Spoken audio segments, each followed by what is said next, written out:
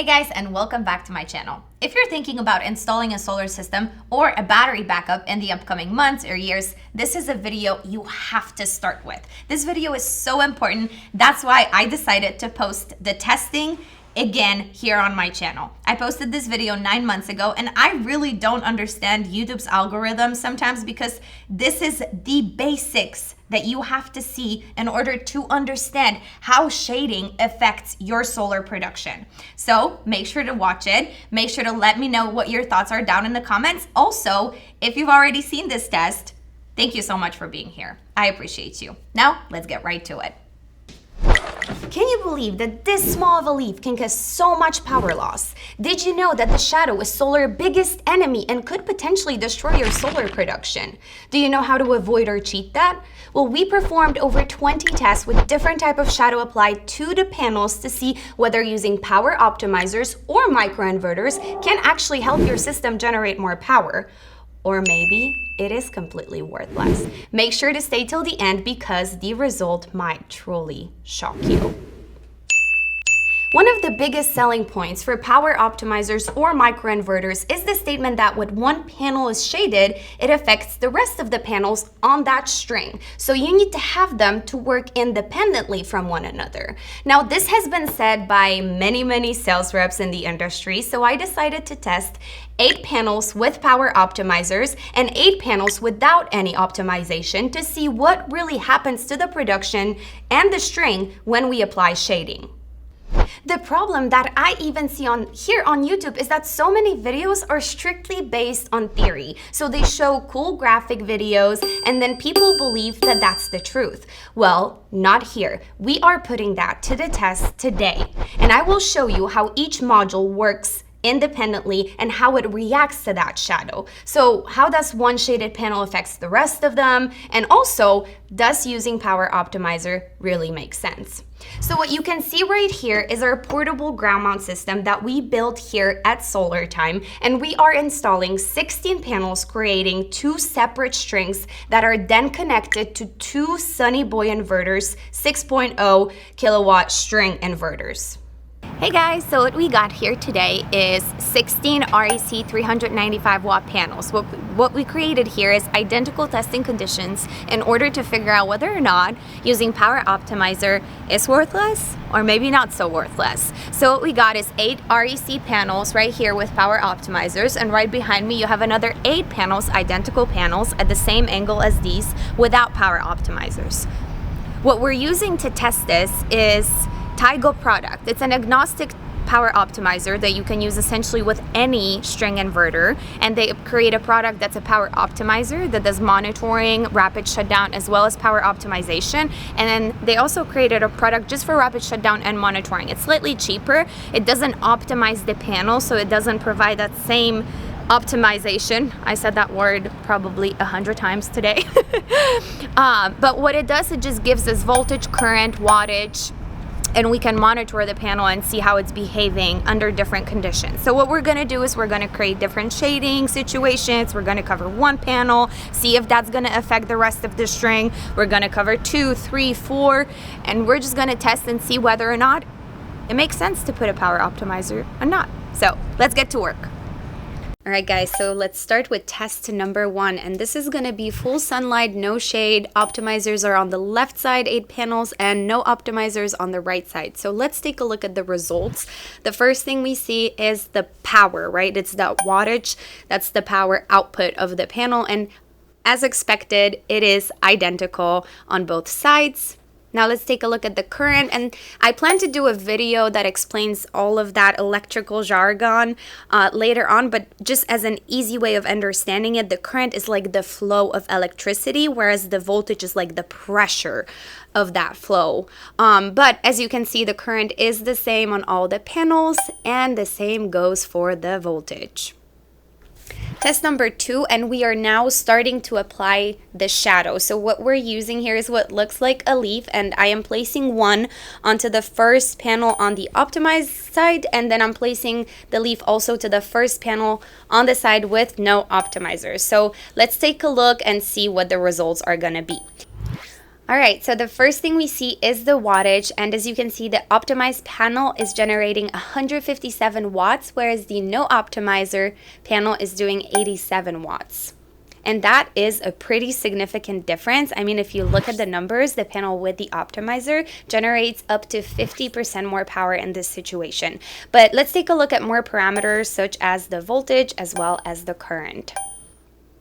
What you can see here is that the biggest difference is in voltage. So panel D1 on the non-optimized side is at 12.5 volts. And what that means really is that the bypass diode did their job. You can see that 2 out of the 3 diodes basically just shut down. The current is very similar, but slightly lower than the rest of the panels on that string. But if you multiply the current by the voltage, you get the wattage of 87 watts. Now, looking at the power optimized side, you can see that the maximum power point tracking in the optimizer did a good job, because basically it found the best point of power and increased the voltage slightly to 40 volts and decreased the current, and it resulted in a wattage of 157 watts. So in this case, the power optimizer is producing more.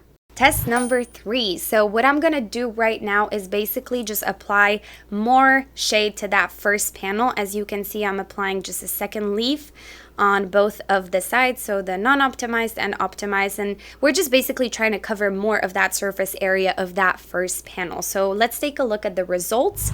As you can see, the panel power output actually decreased significantly. So the optimized side panel is outputting 18 watts, whereas the panel without optimizers is outputting 0 watts. So, but let's take a look at why that happened. I'm basically assuming it's the bypass diode that worked out with that not optimized side, but let's take a look.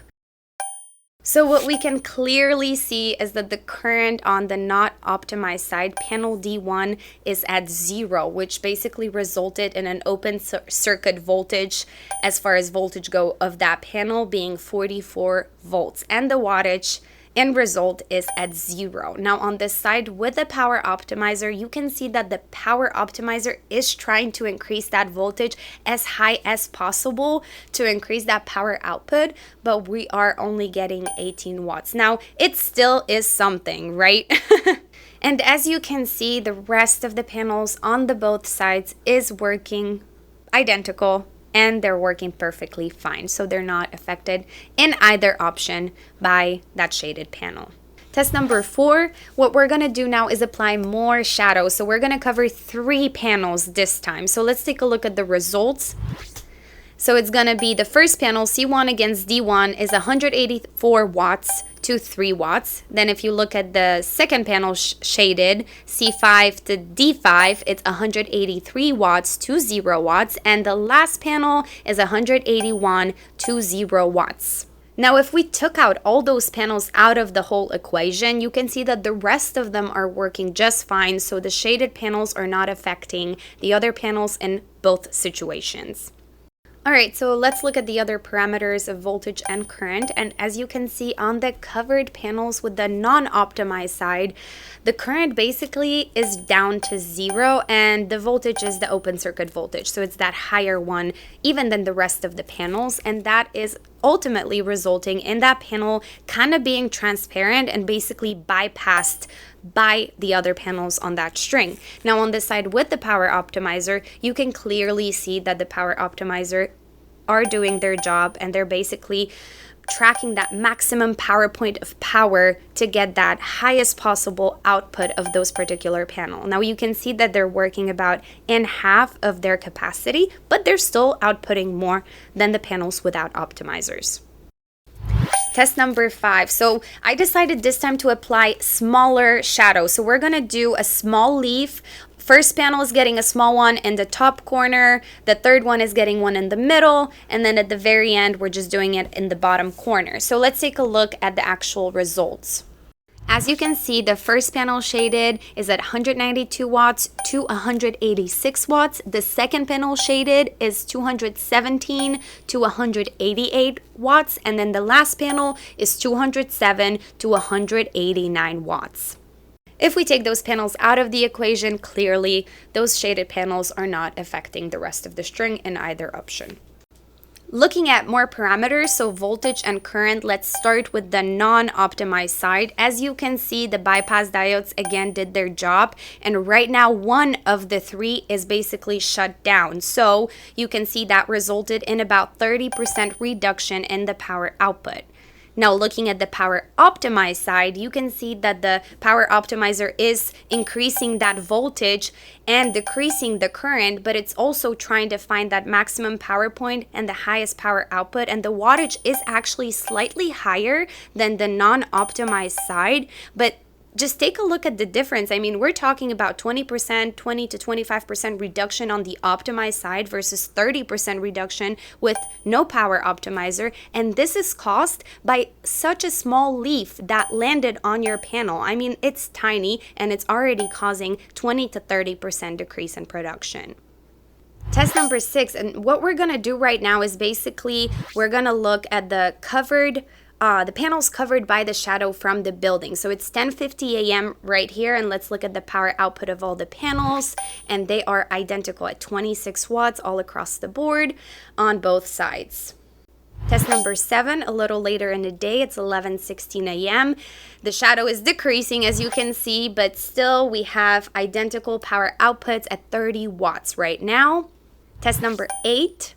A little bit smaller, it's 11:27, but you can see that the power increased significantly right now. We are at 135 watts all across the board. Again, no difference in the power optimizers or not. And test number 9, as you can see, basically very tiny shadow, power increased again, and it's the same all across the board.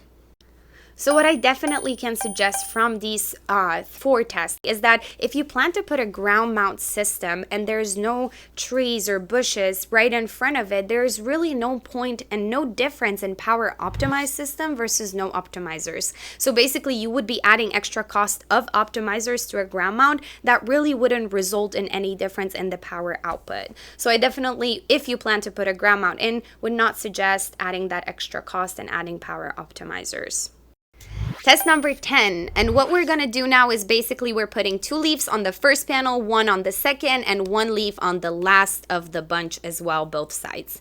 Let's look at the results. So we're going to look at the first and the last panel on both strings. So the optimized side C1 is 24 watts against D1, 0 watts. And this is basically repeated. We knew this was going to happen from one of the first tests we did. Now let's look at the last panel on the string, C8 versus D8. We're at 171 to 100 watts. And then the most surprising part here is that second panel covered, C2 versus D8. So the optimized side has 173 watts versus D2, 195. So the non-optimized side is actually outputting a little bit more power here. Now let's look at the parameters so we can see where is that coming from.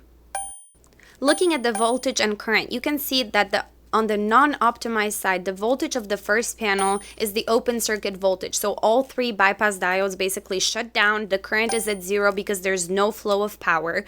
Now looking at the last panel, D8, we can see that 2 out of 3 bypass diodes shut down. So we only have 30% left working. And then panel D2, you can see that 2 out of 3 bypass diodes are still working, so 1 is shut down, and that resulted in a decreased production by about 30%. So it's kind of cool because we can see all 3 bypass diodes either working or not working.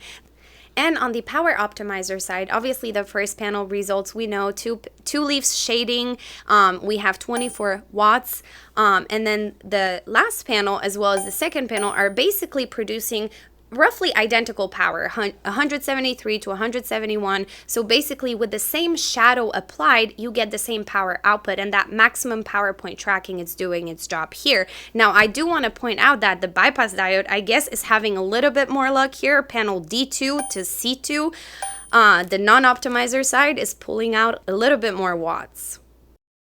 Test number 11, guys, and I'm playing devil's advocate here. We're gonna mix it up, so we're gonna apply both the leaves and the cardboard. We're doing first, second, and the last panel again. So let's look at the results. As you can see on the not optimizer side, you can see that first panel is obviously at 0 watts. It was kind of expected after all the other tests we've conducted.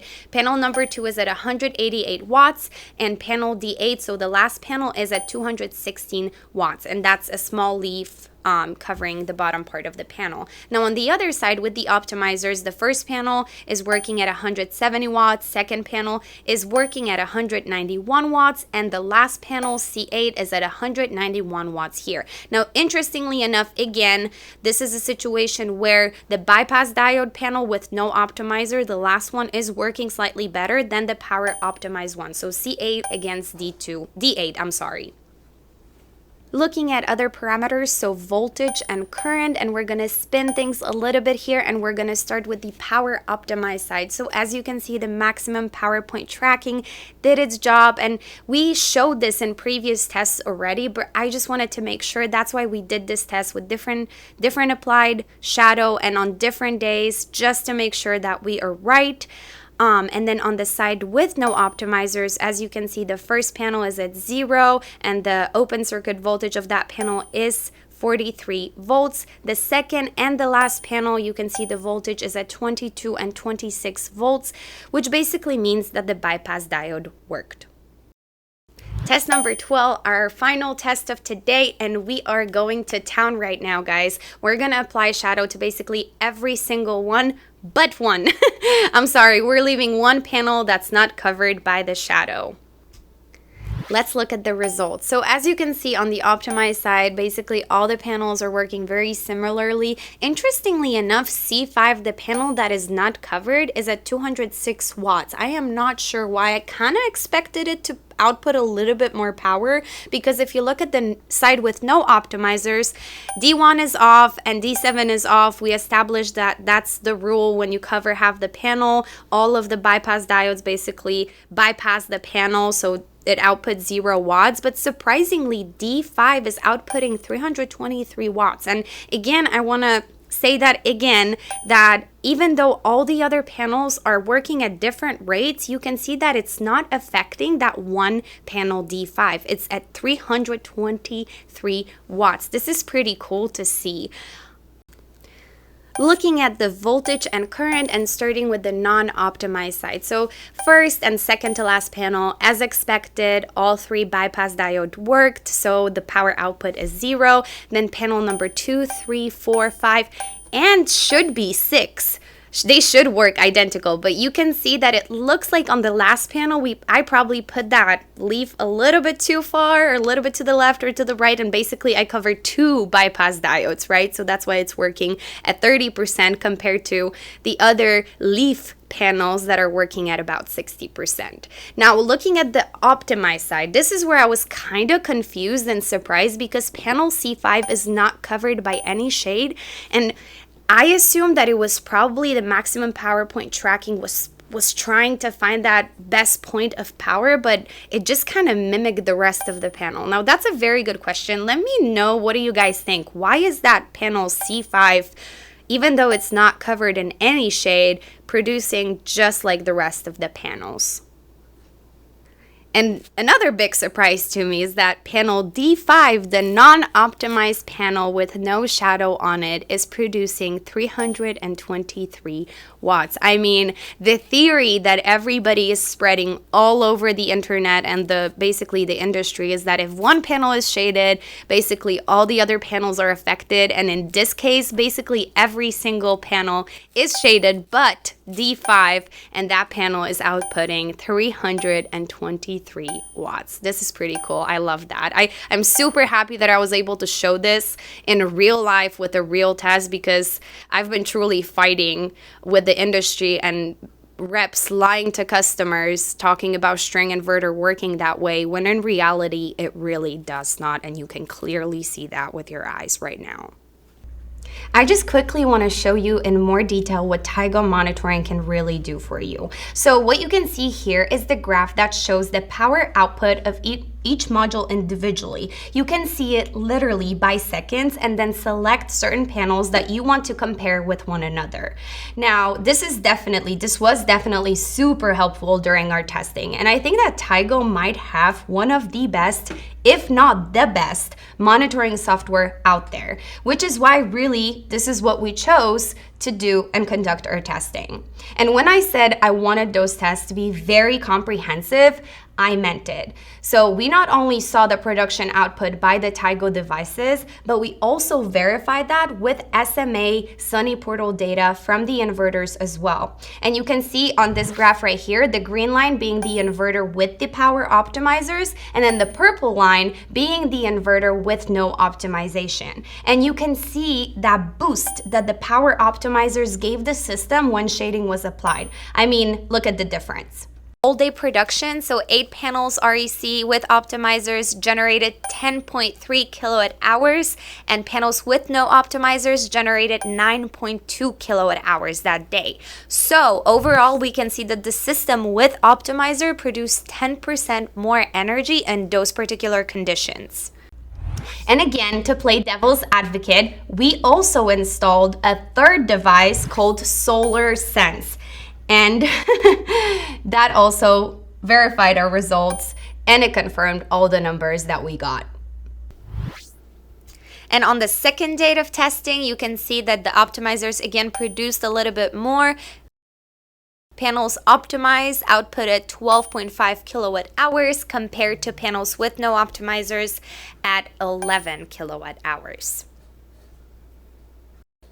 And now just verifying it again with Solar Sense, you can see the same exact data provided, so we know the results are correct. And on that day, you can see that the solar system with the optimizer produced 13% more energy. To sum it all up, again, I really hope that you can see that we performed very detailed and honest testing here. And like I said, there's so much misinformation out there still claiming that Christmas light is still the case when it comes to string inverters. Now, I don't think you can get more proof than that is not true by seeing the test that we performed today. And ever since bypass diodes became used in panels, that theory should have gone down the drain. Now, to conclude this, you can see that if you are installing panels on a ground mount system or on a roof with no shading and majority of the panels facing the same direction, you really won't benefit that much from having the power optimizers installed. Now, if you want to be able to monitor each panel individually, I cannot recommend Tigo enough here for also creating that product that does rapid shutdown and monitoring for you for a little bit cheaper than the power optimizer. Now, if we are dealing with more shading from the neighboring trees or houses and different areas on the roof, you can improve your solar production by even 10% by adding those power optimizers. Please let me know in the comments, what are your thoughts? How did you like that test? Did you expect different results? And what should we test next? I am super hyped about that for sure. Make sure to let me know down in the comments. Subscribe to the channel, give this video a big like, and I will see you guys in my next one.